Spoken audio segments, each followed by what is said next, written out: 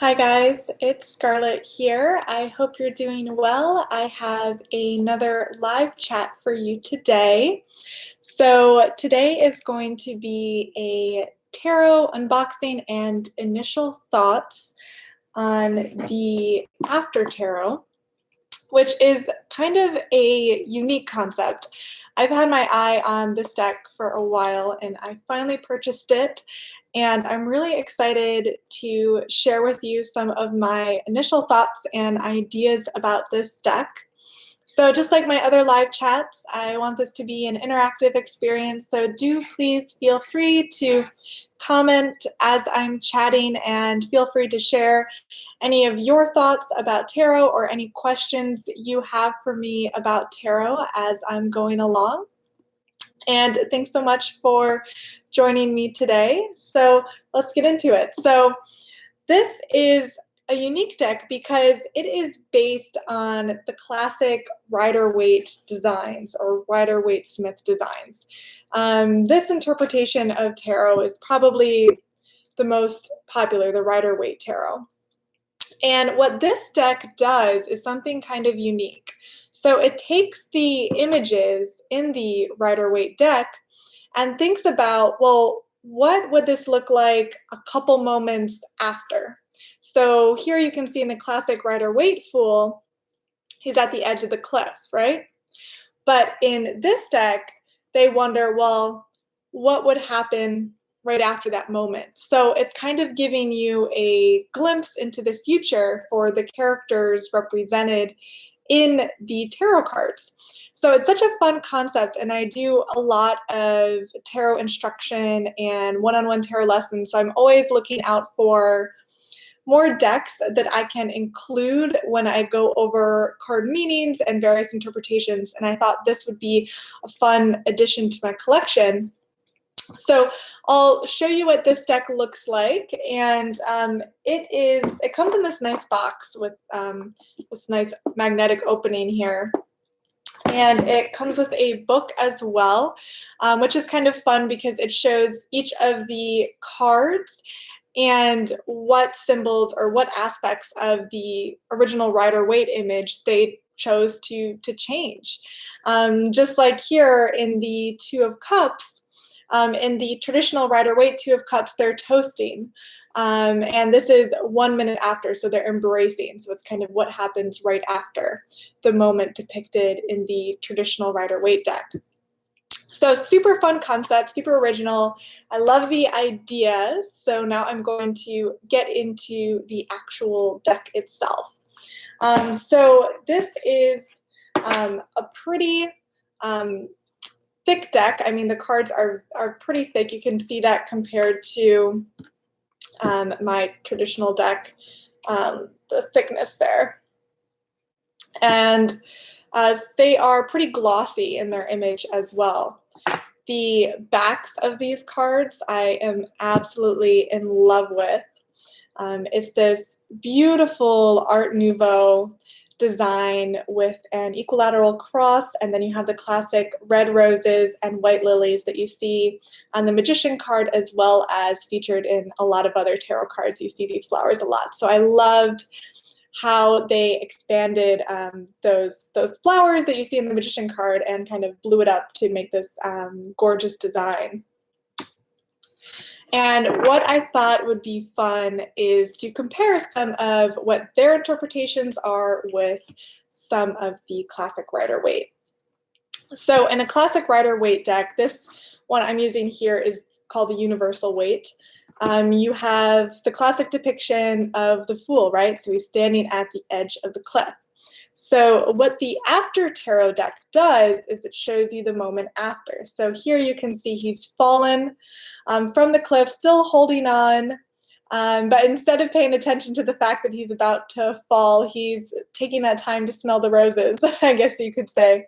So it adds such an interesting character depth to the character of the Fool to think about, well, what happens next? What happens after this image? So really fun. In the Magician, you see what happens after the traditional image.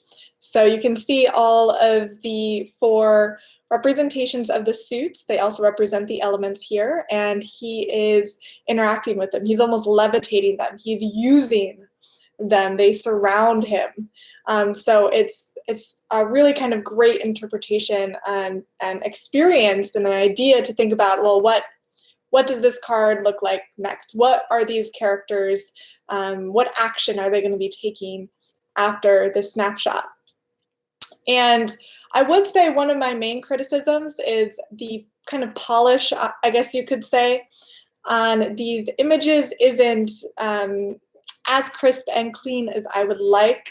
The lines you can see on the images aren't as clear necessarily, and some of the designs like the kind of cross-hatching line work in the altar table, that could have been done maybe a little bit better. So that's kind of my main criticism of this deck, is that I wish they had spent a little bit more time in making these images a bit clearer and make them really pop. So some of the cards have a much more subtle change. So here with the High Priestess, for example, see if you can spot what the change is here. It's just the keys to unlock the realm of the mysteries featured in the High Priestess hand that you get with the After Tarot. And I see your questions coming in a couple now, so thank you for joining me. And someone asked, how many cards are there in total? So a traditional tarot deck has 78 tarot cards, which are divided into 2 sections. The Major Arcana, which we're talking about now, which are those 22 main archetypal cards, and then the rest are the Minor Arcana, which are divided into 4 suits. So do please keep asking me your tarot questions if they come to you as I'm chatting, and I'll fit them into the conversation here. So you get a pretty mild change here with the Empress. If you'll notice, pretty much everything's the same, though you do have little ducklings, right? So you really get that fertility aspect of the Empress emphasized in the After Tarot interpretation. You can see how the coloring on these 2 is different as well. It's a bit darker, I would say, in the After Tarot than the traditional Rider-Waite in terms of the color saturation. The Emperor, again, pretty similar except for the addition of a mountain goat or a ram, definitely that Aries reference, and you see that in the throne as well of the Emperor. So I love looking at this deck and seeing, okay, well, what did they change and why did they make that change? Here with the Hierophant, again, a subtle change. He is going into instructing his pupils here. So instead of just the traditional blessing sign with the hand, he has a book of wisdom and he is instructing in that interpretation. This is kind of fun. You have, well, what happens in the story of Adam and Eve a moment after. So here she is passing the apple to Adam. The snake has left. You can see the snake here up in the tree about to whisper thoughts to Eve. So that's kind of a fun change. You also have the sword. So almost like a sword of judgment coming down. As soon as they eat that apple, they're going to be cast from Eden. So kind of a fun story here that they're telling. Let's see, the charioteer, he is moving the sphinxes forward. So here they're static and standstill, and he is moving the chariot forward with the sphinxes. They look kind of bizarre in this image. I wish they'd spent a little more time developing the 2 sphinxes and drawing them. But one of my favorite cards in this deck, in the After Tarot deck, is Strength, because it's one of my favorite cards to begin with. And I absolutely love how she's embracing the lion in this image. I think it's absolutely beautiful. Though again, I would say that I wish they spent a little bit more time, because like you can see the shading here on the lion just isn't as polished as I would like. but you can't have everything, right? Here with the Hermit, I really like this interpretation too.